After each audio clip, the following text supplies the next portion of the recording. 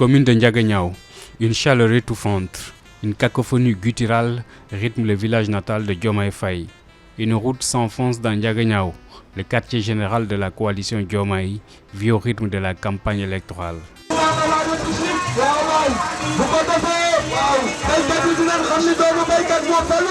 Des affiches ornent la devanture de la vieille bâtisse. Elle fait face à la gare routière à Ndiaganiao. À l'intérieur, le décor est en mode campagne électorale. L'ambiance est festive, mais l'on reste tout de même lucide.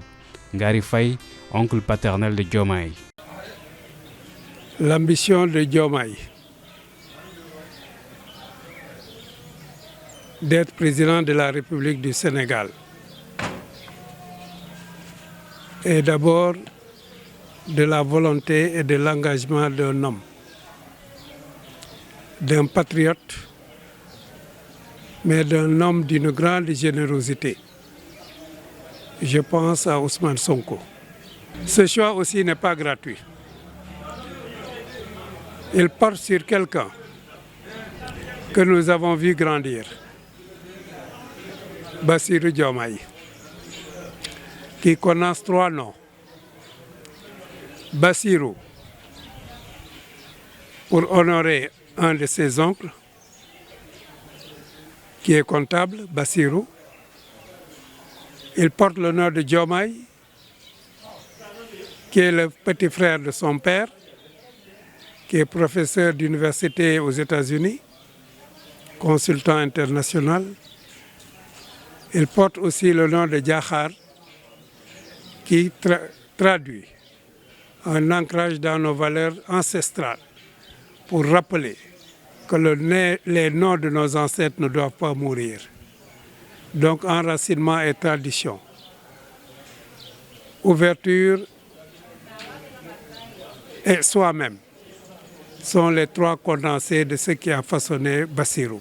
Si discutant, tous vêtus de t-shirts aux couleurs de la coalition Diomaye président. Pape Yatsen, responsable politique à Mbalakhate et ami d'enfance de Diomaye, après quelques minutes au téléphone, il engage des salutations et nous déclinons l'objet de notre visite. Bassirou a offert une ambulance à Ndiaganiao dans tous les domaines, agriculture, santé. Diomaye apporte sa contribution. Dans ses actions, il ne fait pas de distinction entre les religions.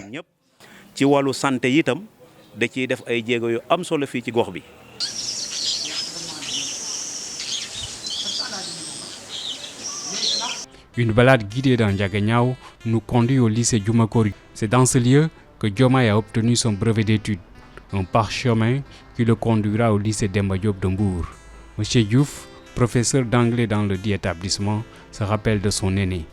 C'est que c'était quelqu'un de calme, voilà, quelqu'un donc de très effacé, donc, mais qui était brillant, parce qu'on entendait de son nom depuis la 6e. Donc on parlait de basse. Donc il y a un élève de telle classe, etc., qui se comporte de tel ou de tel, donc qui vraiment brille à merveille donc, dans la classe de la 5e. Un tour dans Ndiaganiao nous a conduit dans les méandres du village. Des rues bien alignées, un sable fin, des maisons en terrasse tantôt modernes. Nous continuons notre balade dans les quartiers de Ndiandiaye, le village où est né Bassirou Diomaye Faye il y a 43 ans. Ndiandiaye, chez les Faye règne un calme, rien de festif. Seule une grande photo du fils de la maison trône dans la demeure. Une maison plutôt une concession qui renseigne sur le caractère d'une famille africaine rurale. Un tour chez Diargandour, dépositaire du bois sacré à Ndiandiaye. Dans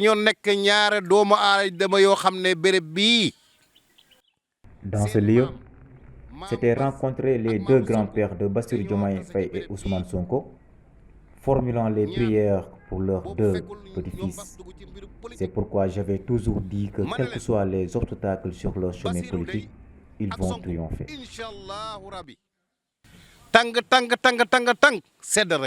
À Ndiaganiao, dans cette contrée rurale, certaines vertus sont de mise.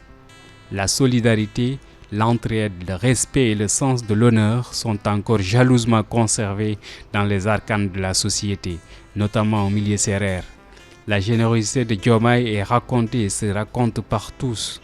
En parlant de Diomaye, les anecdotes ne manquent pas. L'émotion s'empare des cœurs et le rythme du sang s'accélère. Les dents serrées, ces braves dames se laissent aller au témoignage. Bassirou dafa doon maat. Bassirou Faye nii la mën a mel. Bassirou est à l'image de son grand-père Diomakor. Toute personne qui parle français aujourd'hui à Ndiaganiao le doit à son grand-père. Il a hérité de son courage. Que Dieu lui donne la victoire. Comme les Lamentins, Diomaye reviendra s'abreuver à la source de Ndiaganiao, car il va voter dans son village à Ndiandiaye. L'agriculture est le cœur battant de cette bourgade. Ici, les hommes et les femmes travaillent la terre avec respect et dévouement, cultivant une variété de cultures qui nourrissent non seulement leur famille, mais aussi les marchés locaux et nationaux. Ici, les gens vivent en étroite proximité, les uns avec les autres, partageant les joies et les peines, les triomphes et les défis de la vie quotidienne.